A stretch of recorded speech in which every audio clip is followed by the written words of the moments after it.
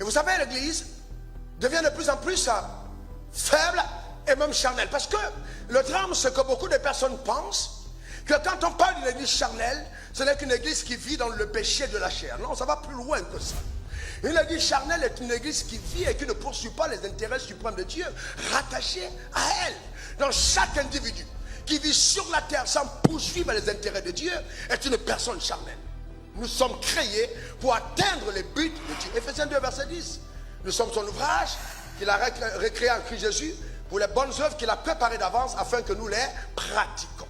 Donc il y a un but divin qui est rattaché à ton existence. Des œuvres que Dieu a préparées d'avance afin que tu les pratiques.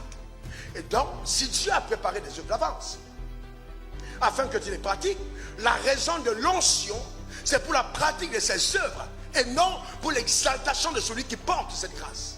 Je peux bâtir des choses incroyables au nom de Dieu, mais sans être en train de poursuivre les intérêts de Dieu.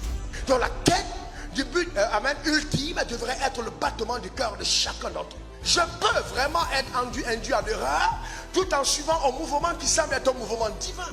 C'est pourquoi il est important d'écouter la voix de Dieu. Mes brebis entendent ma voix.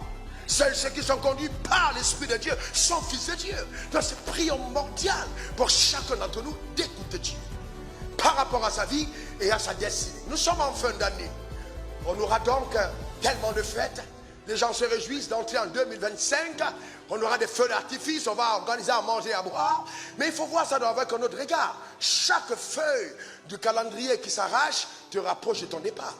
Donc à partir de ce moment, eh bien, plus les jours passent, lui on doit se poser la question, c'est de savoir, suis-je en train de faire ce pourquoi j'existe? Regardez un exemple. Genèse 11, verset 4 à 8.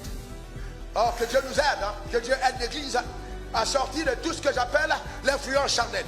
L'influence charnelle. On veut réussir, on veut bâtir de grandes églises, on veut avoir de grandes assemblées, on veut avoir l'argent, on veut avoir des maisons, on veut avoir des immeubles. C'est bien tout ça, mais on doit se poser les questions vitales. Quel est le but?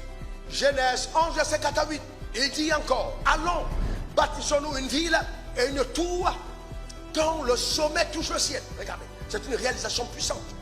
Une ville dont le sommet touche le ciel. Et faisons-nous un nom. Soulignez ça. Faisons-nous un nom avec l'avènement d'Internet. Si vous ne faites pas attention, vous jugez la puissance de votre message par le nombre de likes, par le nombre de vues. Faisons-nous un nom. Eh bien, voyez-vous, afin que nous ne soyons pas dispersés sur la face de la terre. Ça semble être une très belle idée. L'Éternel est descendu pour voir la ville et la tour que bâtissaient les fils de l'homme.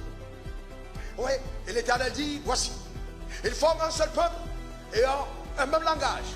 Et c'est là ce qu'ils ont entrepris. Mais maintenant, rien ne les empêcherait de faire ce qu'ils auraient projeté. Donc Dieu a dit, cette entreprise réussira.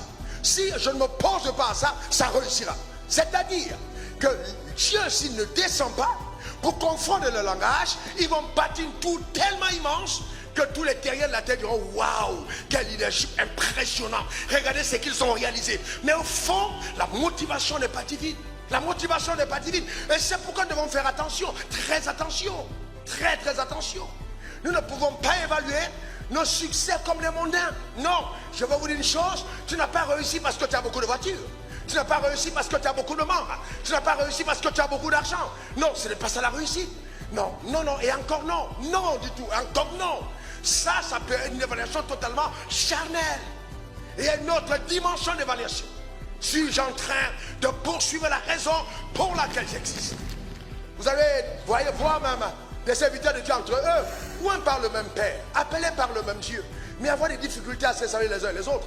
Pourquoi? À cause de, voyez-vous, tel membre est chez moi qui est venu de chez lui. Si lui il est connu, les membres de chez moi vont fuir pour aller chez lui.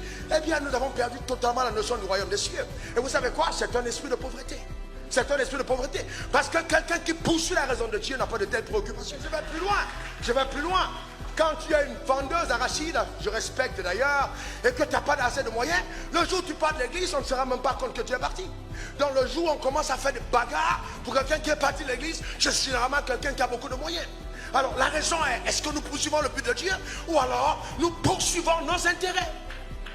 Dans nos salles d'attente en tant que pasteur, nous sommes ensemble, quand les gens viennent nous voir, est-ce que nous avons l'habileté, l'humilité de recevoir le pauvre comme nous recevons le riche? Est-ce que nous acceptons vraiment d'embrasser les gens, quelles que soient leurs conditions? Est-ce que nous l'acceptons? Mais dès qu'on dit, ouais, telle personne veut te voir, c'est tel ministre, c'est tel député qui veut te voir, eh bien oui, même si le pasteur n'a pas de temps, il ouvre la porte pour que la personne le reçoive. Je trouve que quelque part c'est de la petitesse et c'est de la bassesse. Nous devons savoir qui nous sommes. Nous devons savoir qui nous sommes. Frères et sœurs, le commandement de Dieu: aime le Seigneur ton Dieu de tout ton cœur, de toute ton âme, de toute ta force et de toute ta pensée, et aime ton prochain comme toi-même. Donc l'une des preuves réelles de ton amour pour Dieu, c'est ta capacité à aimer les autres.